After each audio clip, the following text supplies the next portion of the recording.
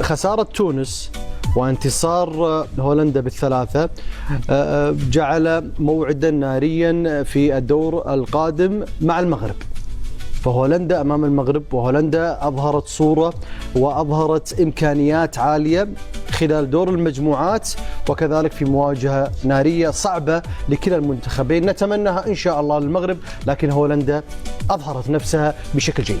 بطبيعة الحال يعني ما إن أعلن على أنه من مباريات دور 16 مباراة ما بين المنتخب المغربي والهولندي، حتى صارع خبراء كرة القدم والمحللون الصحفيون إلى الحديث على مباراة أقوى مباراة على مستوى دور 16. لا قوية 32 وليس 16. دور 16 يعني قبل ال 16 يعني دور 16 يعني 16 المباراة. أيوة على طول راحوا بررها 16 عشان لهجة جميلة، اللهجة المغربية صح؟ طبعا دور 16 يعني هو الدور 32. ايوه هو الدور 32. يا مساعد انتم على طول مسكتوا على طول. انتم تحسبون بالفرق، احنا نحسبها بالمباريات. الن تكون هناك 16 مباراة في الدور الثاني؟ صحيح. الا 16 مباراة بيلعبوها 32 منتخب. انت تقولوا الدور 32 واحنا النهائي بيكون ما بين فريقين بس، كناية على مجموعة المنتخبات 16 مواجهة. ايش اجمل هذا تعبير، هذا بس عندي سؤال لكن خلونا في المباراة يا أخي. طيب خلونا في الإعصار الأحمر مع الطواحين. عندي سؤال. نعم. هل هي المواجهة الأخطر والأصعب؟ لأن هناك من يرى أن البرازيل واليابان قد لا شوف، مع تقديري الكامل للبرازيل والمنتخب الياباني، هذه أجمل مباراة. بمجرد انك ما تشاهد المنتخب الهولندي وتشاهد المنتخب يعني الافيش، مش اجمل مباراه يعني هي ايوه اجمل مباراه يعني الاقوى هي الاقوى بكل تاكيد. لانه حتقول مع نفسك بعد هذه المباراه كاس العالم ستخسر فريقا. هذا هو التعبير، بمعنى أن أي منتخب خسر من هذا الدور من هذه المباراة ستخسره كأس العالم. حتى مباراة البرازيل لا هي من أيهم لا تقل يعني من المباريات، خلينا نقولوا في مجموعة مباريات قمم. المغرب هولندا قمة، البرازيل واليابان لا تقل أيضا قيمة فنية، وهذا سيتأكد على الميدان. بس مواجهة جميلة يعني. بالنسبة لمواجهة المغرب وهولندا، أنا تابعت المنتخب الهولندي، أنا مرتاح وهذا رأي يلزمني. المغرب تلقى راحة أكثر لما تلعب مع المنتخبات الكبرى. أكثر شيء المغرب يقلقها هي المباريات اللي تكون بين ظفرين مع المنتخبات الصغرى بين ظفرين. حتى في كأس أفريقيا المغرب يتألق لما تكون مباريات كبرى، بس لما تكون مباريات مع فرق متواضعة غالبا ما تلقى. اليابان والسويد يتعادلان هدف لهدف ويتأهلان للدور القادم. صابر من عشاق المعلومات للمرة 11 على التوالي منتخب اليابان لا يخسر أمام منتخبات أوروبا. وكمان بما ان انت ذكرت الرقم ال 11، ودي كمان المره ال 11 اللي السويد فيها بيصعد للدور الثاني في تاريخ مشاركاته في كاس العالم، رقم ال 11 وال 11. بس انا في رايي الشخصي انه الظهور الجيد للسويد في هذه البطوله يحسب اكثر مما يحسب للمدرب جرهام بوتر. تخيل دي 9 مباراه بيقود فيها الفريق. السويد كانت فين ودلوقتي السويد كانت فين؟ شكل مغاير تماما. السويد من المنتخبات اللي احنا بنعتبرها وصلت نهايات كاس العالم بالصدفه، وصلت بس بسبب النظام اللي اعتمده الاتحاد الدولي في التاهل، انما في التصفيات لم يحقق اي فوز في اي مباراه، ووجوده كان على سبيل الصدفه في رايي الشخصي. تنوع الحلول، واليوم لما نتكلم عن تنوع الحلول، مساهمة ما بين تسجيل وصناعة. 10 لاعبين مختلفين ساهموا بأهداف المنتخب الياباني وكانوا سببا في وصافة المجموعة والتأهل إلى الأدوار الإقصائية. حلقة جديدة من سلسلة الثبات في المستوى المنتخب الياباني في آخر المشاركات، حتى في 2022 لم يخسر. الشيء يذكر عندك أصعب البرازيل واليابان من المغرب وهولندا. أنا في رأيي هتكون ترددت تحت الهواء تقول أصعب. لا مع بدر كانت مباراة جميلة. هي مواجهة الأفيش البرازيل واليابان. صابر دائما يكون صادقا وصريحا مساعد. انت اردت شوف ان يختلف حسابات فاختلف. التوازن. لا. شوف صحيح، انا من نظره عينيه. شوف يا اوبتا، شوف يا اوبتا، روح على اوبتا انت أوبتا ولا أوبتا. جوجل؟ لا اوبتا جوجل نسى اوبتا لا، نسي ولا جوجل. يتذكر اي شيء.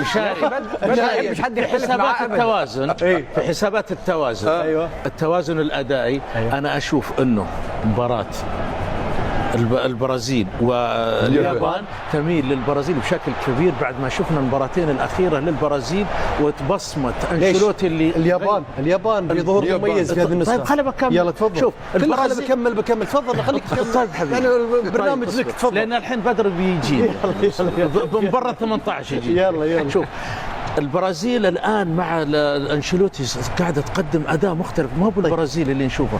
اليابان صحيح فريق متطور، لكنك انت في حسابات التوازن والربح والخساره ترشيح انت تستصعب ابدا ترشيح المغرب ولا هولندا لان كلاهما قوي. لكن في حسابات اليابان والبرازيل انت مع البرازيل؟ اي مع البرازيل ضد اليابان. البرازيل ترشح اكثر من اليابان؟ اي نعم. الكمبيوتر بعد اللي شفته انا الياباني؟ من انشيلوتي، بعد ما شفته من انشيلوتي، شوف الكره ليست جري فقط. الكره ليست جري. اليابانيين قوه بدنيه هائله الكره ليست. اذا كانت الكره الاسيويه اليوم إيه؟ تفخر بمنتخب اليابان، يجب ان تفخر بمنتخب هذا انا اتفق معك. اقرب منتخب يلعب كره قدم اوروبيه يا بد انا ما بناء على المهارات الفنيه، المهارات البدنيه والمهارات التكتيكيه. يا راجل شوف كيف يدبروا المباريات. تفخر؟ لا انا ما اتفق معك انك تقول الافضل اسيويا منه. ايه كيفاش انا تفخر اسيا اذا حقق كاس العالم، سمعت؟ لكنك تقول لي الافضل، انا اقول لك اليابان الان الافضل. اليابان الافضل، لكن انا مقاييسي تعتمد على ما شاهدته في المباراتين. اليابان نعم. اليابان مالها غير البرازيل. البرازيل مع انشيلوتي تغيرت، شفنا استراتيجيه مختلفه في الاداء، شفنا تقنيه جديده على البرازيل استوعبوها. وستريك الايام ما كنت جاهلا. شوف فينس لو ينتقل بهذا وستريك الايام ما كنت جاهلا. سترى من اليابان ما يعجبك وسترى من البرازيل ما يقنعك انك لن تعيد كلمه تفخر باليابان. لا انا لا افخر. لا ما نفخر. احنا انا ما عندي لا مصاهره مع اليابان ولا شيء. انا اليابان بشوفها، انا عاشق كره انا افخر بالمغرب لانها وصلت نصف النهائي. لا شوف اليابان اذا كان هناك من مرجع لكره القدم الاسيويه في العمل وفي الايمان بالمشاريع وفي الاحتفاظ على فهو اليابان. نبيل أنا بصراحة نشوف مواجهة اليابان والبرازيل واحدة قمة من القمم. واليابان اليوم بعد تأهلها منتخب اليابان لا ما تقيسوش على منتخب اليابان اللي أنا مع بدر، ما تقيسش على منتخب اليابان اللي بالأداء اللي أظهروا أمس أمام السويد. الأمس ما قواش النسق منتخب اليابان. فريق محترم طبعا، محترم جدا محترم جدا. نتفق على هذه. في مواجهة منتخب أمام منتخب البرازيل لن تكون المهمة سهلة أبدا، وستكون مباراة فيها منافسة عنيدة جدا بين خطط تكتيكية مختلفة جدا بين نبيل أنا أقول لك مقاييس التفوق، أنا بس هذا اللي لا أنت حطيت كأنه هو يقاطعك، يعني ما يخليك ما يعطيك مجال. لا ما زي بدر اللي يقاطعك وياخذ الطريق كله. يعني من الكلمة الثانية البرازيل لن تكون مهمتها سهلة أمام اليابان، وأنا متفق مع بدر في هذا الكلام. نعطيك عنوان للمباراة: السرعة في مواجهة المهارة. ممتاز. طيب. يلا شوف مين بيكسب. ممتاز. الاستراتيجية الجديدة البرازيلية في مواجهة. طيب انا دلوقتي مش عارف الخلاف. يا صابر هذه الأمور بعيدة على كلهم متفقين عليها. كلنا ان السعودية المرشح الأبرز كلهم متفقين عليها. ممتاز. نذكركم في ترتيب النهائي للمجموعة السادسة بعد انتهاء كل مباريات المجموعة. هولندا في صدارة المجموعة السادسة، اليابان بالوصافة، والسويد في المركز الثالث، وتأهلت كأفضل ثالث ضمن أفضل 8 ثوالث. لسه طبعا في كثير من الأمور قد تحدث في مسألة من يتأهل، لكن الأهم أن اليابان تأهلت والسويد بالأربع نقاط كذلك تأهلت. إذن اليابان والسويد وهولندا من هذه المجموعة أعطوا دلائل أنهم مستحقوا العبور والاستمرار في البطولة. والله الصورة هذه ما عادش نحب نشوفها كثير يعني عشان تونس اللي فيها ترتيب تونس يعني توجع القلب. نفضل انه دائما الصوره هذه تبعد علي. قلت لك انا ماذا بيا الصفحه هذه نمزقها من تاريخ كاس العالم حتى لا تظل هذه الخيبه عالقه في اذهاننا، لانه ما حدث للمنتخب التونسي في هذه المشاركه هو شيء يندى له الجبين. إن شاء الله من هذه المشاركة السيئة التي لا تمثل التوانسة ولا تمثلنا كعرب تكون بداية صفحة جديدة، مزيد من الازدهار في النتائج وكذلك بإذن الله. الأمور الناجحة سواء لتونس ولجميع منتخباتنا، وإن شاء الله تستمر كذلك منتخباتنا العربية في هذه النسخة المونديالية المثيرة الممتعة في الاستمرار بالنتائج والاستمرار والتقدم في كأس العالم.